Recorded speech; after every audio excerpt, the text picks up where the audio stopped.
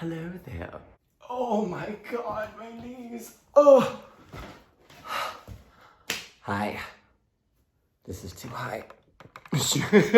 How do I adjust it? Okay. Am I centered? Am I centered? Who knows? Alright, here goes nothing. My name is Logan and this is my booktube. Why am I starting a booktube?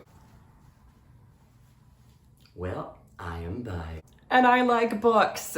I have a lot of opinions. And there is no one to share my opinions with. I just want to talk to somebody. And then I realized I could talk to a few somebodies.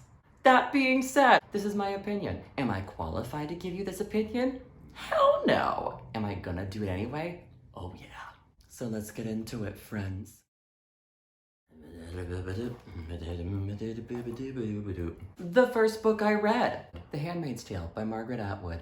If I could sum this book up in one sentence, it would be, oh my god! This book is so important. If you don't know what this book is, then do you live under a rock? Oh my god! The Handmaid's Tale is a dystopian novel set in the near future in which the United States no longer exists and has been replaced by a totalitarian government called Gilead.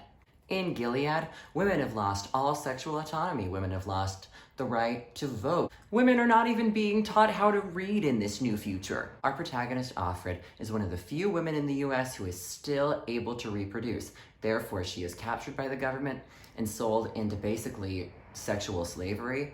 She's basically a concubine, but they call it a handmaid's tale and glorify it using really shady scripture. It's a tale of exactly why we have separation of church and state. It's also a wonderful tale about the importance of education and how it can empower someone to rise above their situation.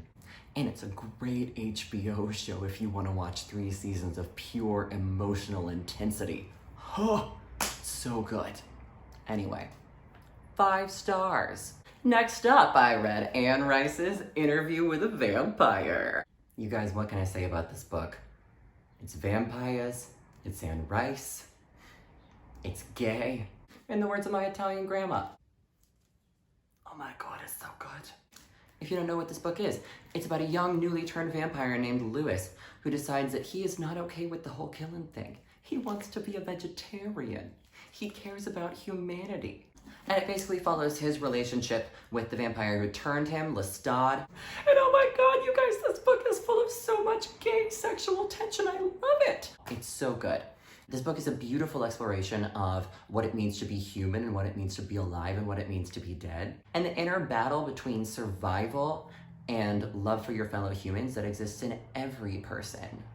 4 stars, because it is a little bit slow in the beginning, but it's so good. Next up, I read Little Fires Everywhere by Celeste NG. This book follows the story of a mother-daughter duo that moves into a very gentrified neighborhood. The daughter soon makes friends with the children in the landlord's family. The landlord's family is a much more well-off family, and the 2 mothers meet, are initially friends, but very soon there's a lot of classist differences that get in the way. It's basically a really good story about how racism is awful. There is also a wonderful exploration of what it means to be a mother and who has the right to be a mother and what it means to accurately provide love for a child. This book is a perfect read for the current political climate as it details and describes a lot of the racial and classist tensions that we are facing right now in our current political climate. Black Lives Matter, everybody. All in all, I give this book 4 stars. The only reason I didn't give this book 5 stars is because while I love how character-driven the beginning is, it is a bit of a slow burn and it can be a little bit hard to get through if you're just looking for a light read. Next, I read A Little Life by Hanya Yanagihara. What to say about this book?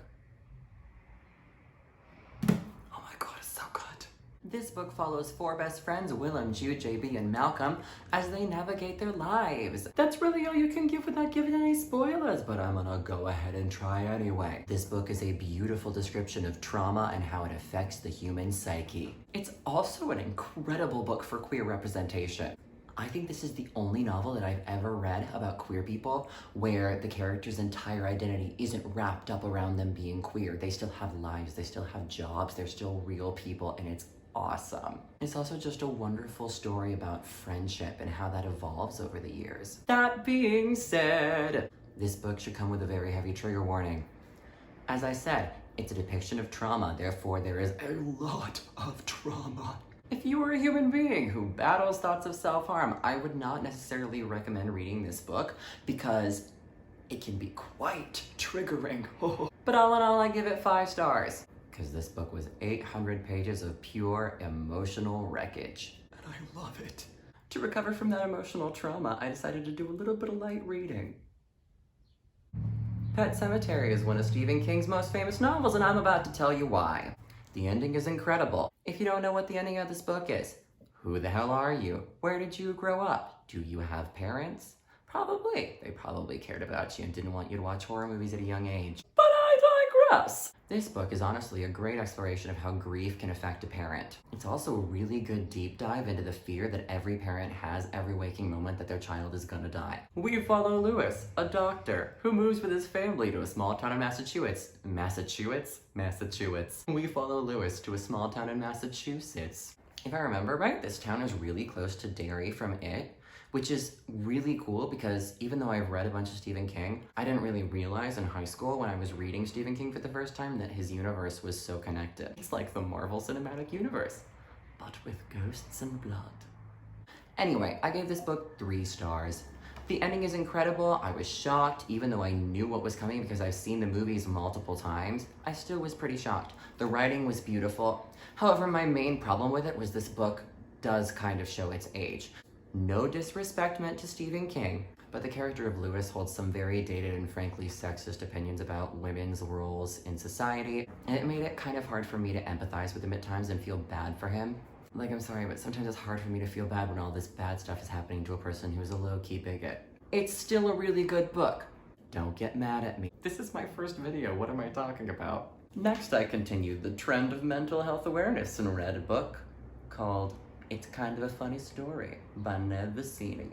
This is a young adult novel about a guy named Craig. Craig is a really smart dude. In fact, he devotes his entire childhood into getting into a really prestigious high school. Once he makes it into said high school, spoiler alert, he realizes he doesn't know why he's there. In all seriousness, this book is actually a really good exploration of imposter syndrome and what it can do to a person. Stuff happens and eventually Craig does the responsible thing and checks himself into a mental hospital. We then follow Craig. We then follow Craig on his journey to rediscovering who he is and what he wants to do with his life.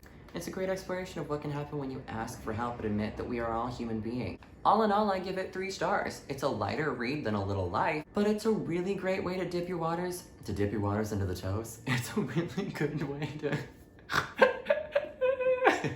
Oh my god, I can do this. It's a really good way to dip your toes into the waters about the discussion around mental health through young adult fiction. The last book I read is called The Hours by Michael Cunningham. The Hours is a story about the day in the life of 3 different women: Clarissa Vaughn, Laura Brown, and one Virginia Woolf. Without any spoilers, this book is a wonderful exploration of the pressures of women's roles in society in 3 different time periods: the 20s, the 40s, and the turn of the century. They don't really say what year it is, but I think it's around the 80s because there's things that deal with the AIDS crisis and it's like really good, but I feel like that's like where the AIDS crisis kind of lives, is the 80s, you know? This is another book that dips its toes into the waters of what it means to actually find happiness and what it means to be American and chasing American happiness.